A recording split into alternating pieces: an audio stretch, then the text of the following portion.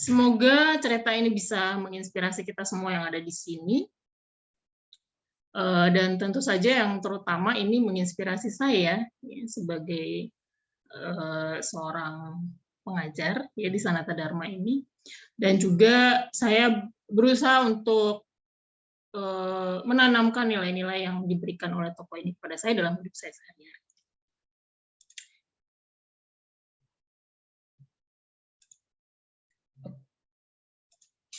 Saya harus kesini berarti ya. Teman-teman yang terkasih ya, cerita ini judulnya itu tidak ada judulnya ya. Saya hanya mengambil sarinya itu adalah demi kemuliaan Allah yang lebih besar. Ya, mungkin ada yang sudah pernah mendengar ya semangat ya atau spiritualitas dari tokoh ini. Kalau sudah pernah, bagus ya, berarti Anda sungguh memahami ya tokoh ini. Tapi kalau belum, maka dengarkan dulu cerita saya ini ya. Tokoh ini bernama Inigo ya, jadi ini zaman dahulu kala. Ya. Inigo ini ya lahir di Spanyol.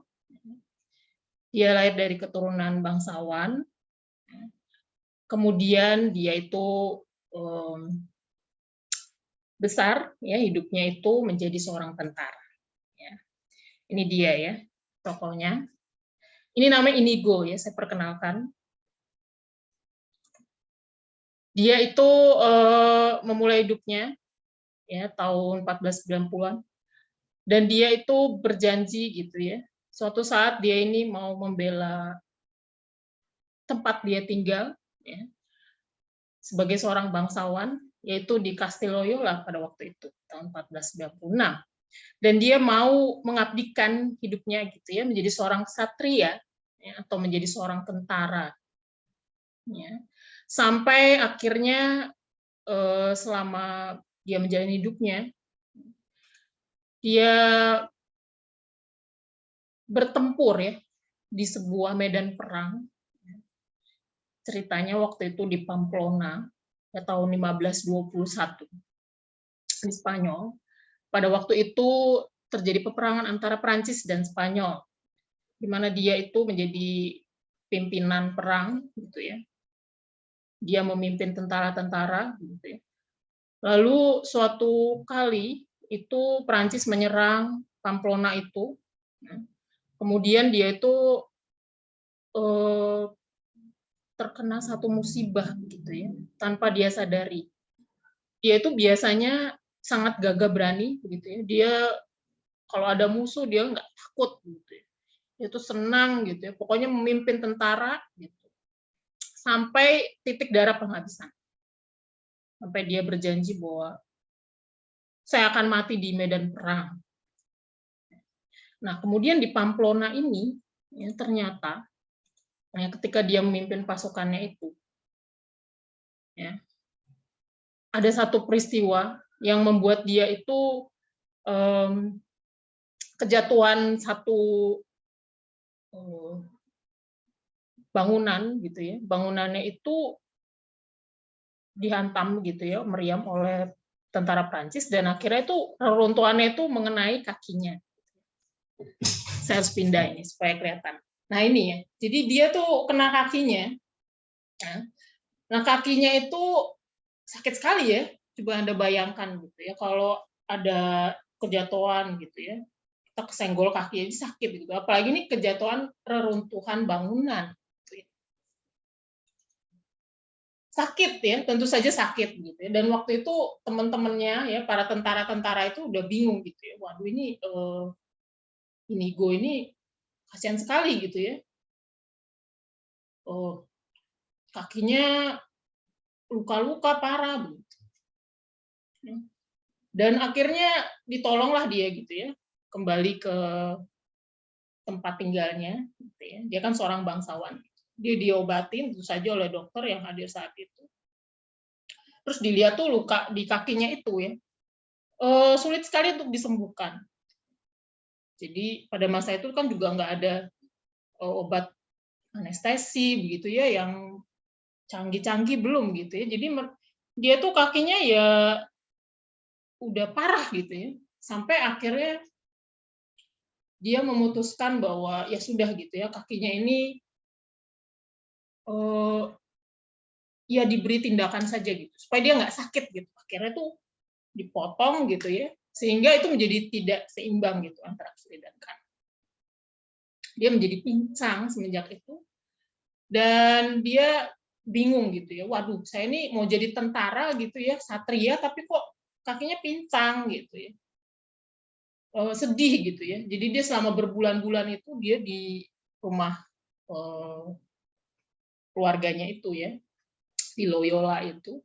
Dia hanya berkurung di kamar gitu ya, dan ditolong oleh kakaknya yang memberikan dia buku. Dia diberikan buku, kalau ada yang pernah tahu ya cerita ini. Dia diberi buku, kitab suci, dan juga cerita Santo Santa. Ini luar biasa sekali ya. Jadi dia baca itu ya, pada saat itu dia lagi kesakitan, kakinya udah pincang gitu ya. Dia hanya bisa membaca buku Santo Santa. Dia membaca tentang Santo Fransiskus di sana, ya. Yang di mana dalam cerita itu dia sangat terinspirasi ya, oleh kisah hidup Santo Fransiskus yang membagikan, ya ini seperti di gambar ini, membagikan makanan kepada orang-orang miskin, ya, orang-orang yang mungkin hina, gitu ya. Dia memberikan segala sesuatunya itu, ya, Santo Fransiskus. Dia terinspirasi dengan cerita itu, dan bahkan dia tuh seperti mengandai-andai dia sedang berada bersama Santo Fransiskus itu. Dia bilang seperti ini. Kekayaan apa yang sudah saya berikan dibandingkan dengan kekayaan surga? Ada cerita di sana, di balik hayalan dia itu. Bahwa imanmu akan Tuhan itu lebih besar daripada imanku, dia bilang. Bukan imanku yang besar, tetapi Tuhan. Ya, ketika dia melayani orang-orang miskin ini, si Inigo ini bingung gitu. Kok kamu bisa sih gitu memberikan yang kamu punya itu kepada orang lain gitu, dan kamu jadi hidup miskin. Terus Fransiskus tuh bilang gitu, saya tuh kaya dalam hal apa gitu ya? Saya tuh nggak kaya gitu. Yang kaya itu ya Tuhan itu gitu. Dalam kerajaan surga itu, dan iman itulah gitu ya yang justru yang memperkaya saya. Ini ya. Nah, si Inigo ini ya terilhami gitu ya oleh kata-kata Fransiskus gitu. Kok bisa ya dia tuh jadi miskin gitu ya. Dia merasa bahwa kekayaan itu ya sebetulnya ya Tuhan itu sendiri, iman saya pada Tuhan itulah yang menjadi kekayaan saya. Dia tuh langsung bertanya gitu, dia berefleksi gitu. Kok bisa seperti itu gitu? Apa saya nggak bisa melakukan hal yang sama seperti yang dilakukan Santo Fransiskus itu? Katanya. Lalu dia mulai ya, dia bergejolak gitu ya, dia berpikir gitu. Apa ini jalan hidup saya begitu. Saya kakinya pincang gitu ya, udah nggak bisa jalan, jalannya tertatih-tatih gitu ya. Dia mulai berdebat gitu ya dalam dirinya. Apakah ini tempat yang tepat untuk saya gitu ya?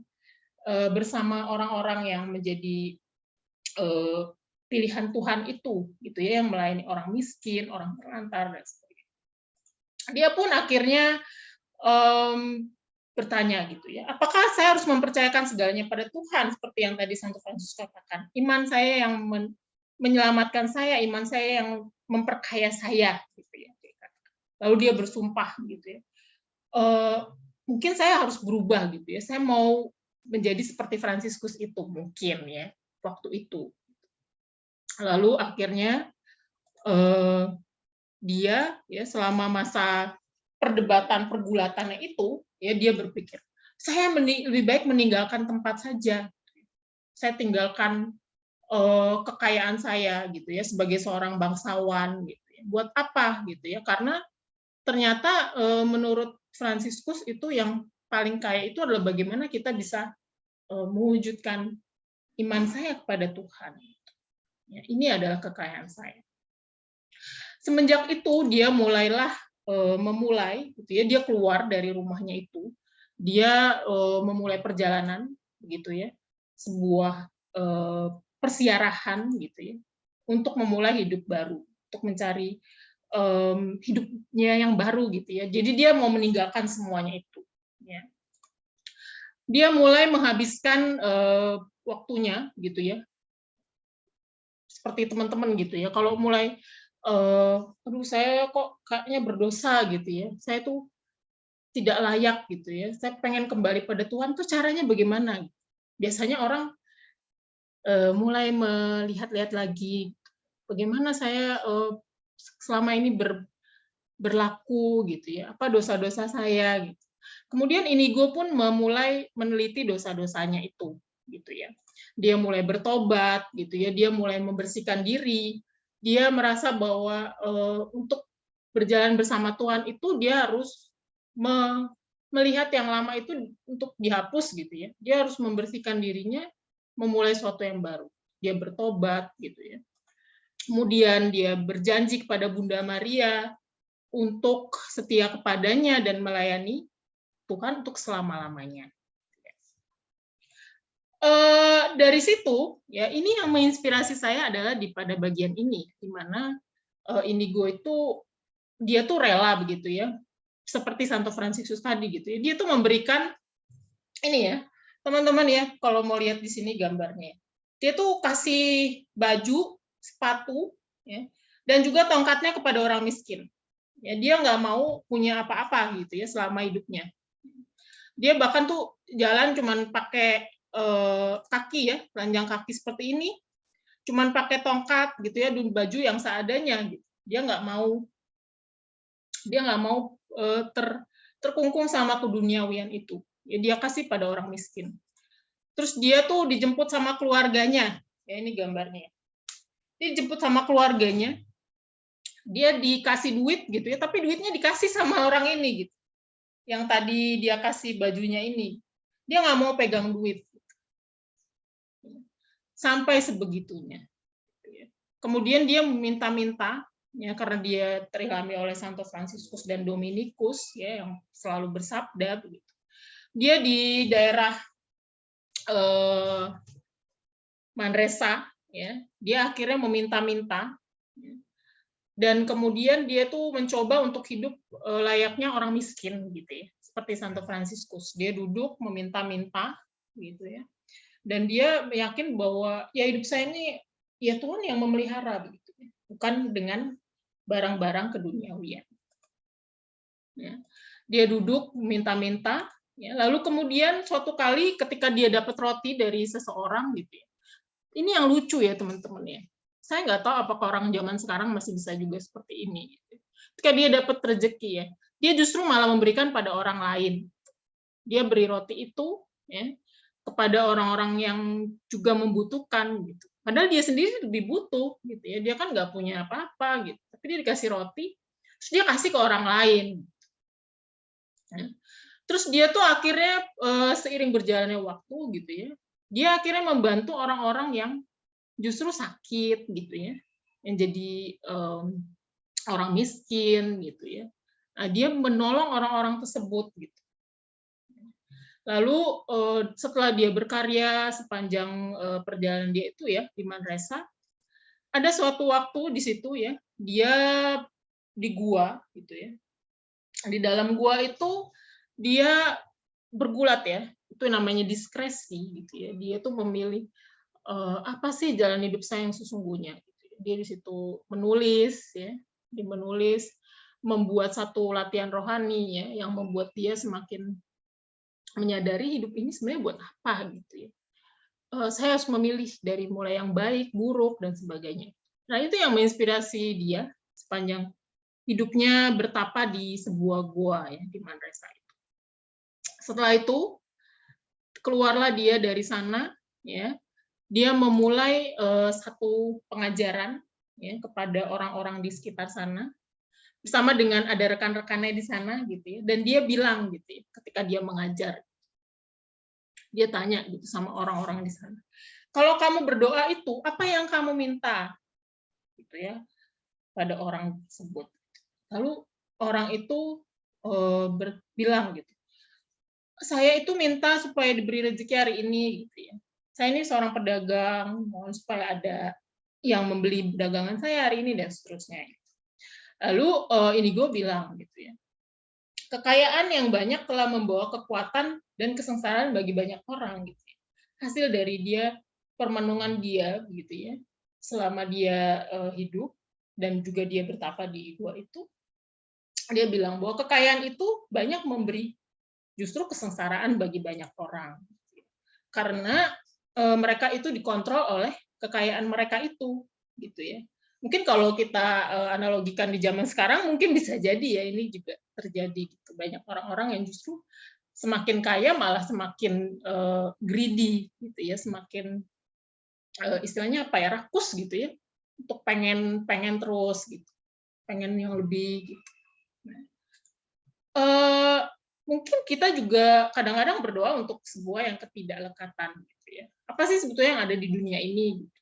Apakah nanti kalau kita mati gitu ya, meninggal, apakah kita akan membawa baju kita ini gitu ya? Kan enggak gitu ya. Apakah kita akan membawa barang-barang handphone, laptop gitu ya? Kan enggak ya. Semacam itu. Ya, kalau kita mau menganalogikan cerita ini waktu itu dan kita sekarang gitu ya.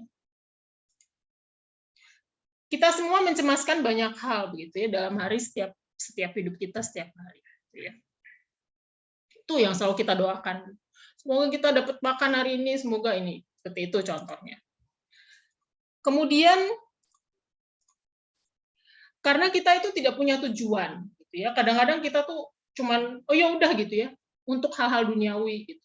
Supaya saya dapat nilai bagus, supaya saya dapat makan, supaya saya dapat kekayaan dan sebagainya. Itu yang disampaikan waktu itu. Padahal gitu ya, dia mengatakan bahwa Tuhan itu menciptakan kita untuk dicintainya gitu ya. Dengan segala kekurangan kita ataupun kita dalam miskin atau kita punya duit pun gitu ya. Ya kan? Kemudian apa nih? Adalah untuk mengambil anugerah yang telah diberikan menggunakannya untuk melayani dan memuliakan Tuhan. Jadi dia menyampaikan bahwa ketidaklekatan itu bukan sesuatu yang akan selama-lamanya kita akan kita alami gitu ya, akan kita jadikan dalam hidup kita. Justru kalau kita melayani dan memuliakan Tuhan itulah yang paling akan selama-lamanya akan berguna untuk hidup kita, bahkan kalau kita nanti pun tidak hidup lagi di dunia ini. Dia menyampaikan itu. Penyakit, kemalangan itu membawa kita masuk ke dalam cintanya dia. Gitu ya. Kita masuk dalam hidup Yesus gitu ya. Kita kan kadang kalau kita sakit gitu ya, lagi nggak bisa berpikir atau lagi mungkin ada yang kena COVID dan sebagainya, justru kita masuk dalam doa, ya kan? Tapi ketika kita lagi senang, kadang-kadang kita lupa gitu ya pada Tuhan. Nah, berdoalah begitu ya, bukan hanya untuk hal-hal baik yang kau harapkan terjadi padamu, gitu ya. Jangan hanya yang yang saya maunya yang enak-enak terus gitu ya, tapi justru apa yang akan Anda hadapi nanti misalnya saya mengalami kemiskinan dan sebagainya itu juga harus didoakan begitu ya. Berdoalah juga bahwa engkau juga semakin dekat pada Tuhan ya, dalam sedih, dalam gembira, dalam mungkin kekurangan atau kelebihan. Berdoalah bahwa kita juga semakin dekat pada Tuhan. Ini pesan dari Inigo. Dan juga yang terakhir dia mengatakan bahwa mengusahakanlah bahwa semua tindakan kita ini adalah untuk kemuliaan Tuhan yang maha tinggi, ya, kemuliaan Allah yang maha tinggi. Dan dari situlah maka hidup kita akan menjadi semakin baik. Nah, inilah yang menjadi satu gagasan ya dari Inigo. Kalau teman-teman sudah tahu ini siapa tokohnya, gitu ya. Mungkin ada yang sudah pernah tahu ini ceritanya siapa? Mungkin ada yang bisa menebak. Dari tadi saya menyebutnya dengan nama Inigo. Saya, Bu. Ya, silakan. Siapa itu? Sarjono. Sarjono, ya. Apa? Siapa sebetulnya tokohnya ini? Absen 61, Bu. Oh ya, oke. Nanti saya catat ya. Ignatius Loyola. Betul sekali, luar biasa ya.